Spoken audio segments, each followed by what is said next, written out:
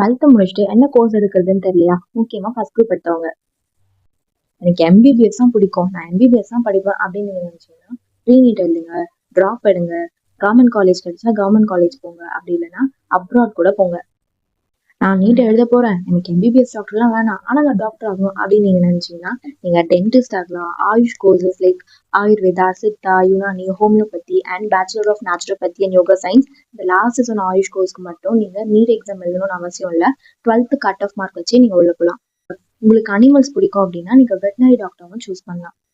நான் நீட் எக்ஸாம்லாம் எழுதல, ஆனால் நான் மெடிக்கல் ஃபீல்டில் தான் உள்ள போகணும் அப்படின்னு நீங்கள் நினச்சிங்கன்னா நீங்கள் bachelor of nursing, B Pharm, physiotherapy, optometry, operation theatre and anaesthesia technology and occupational therapy, respiratory therapy, cardiac technology, clinical nutrition, critical care technology, accident and emergency care, dialysis technology, medical lab technology, audiology and speech language pathology, radiography, இந்த மாதிரி தமிழ்நாட்டில் மட்டும் 19 paramedical courses அவைலபிளாக இருக்குது. So எந்த college போறீங்கன்னு முக்கியம் இல்லை, எந்த கோர்ஸ் எடுத்து எந்த காலேஜ் போறீங்கன்னு தான் முக்கியம். ஸோ திங்க் பண்ணி சூஸ் பண்ணுங்க. தேங்க்யூ.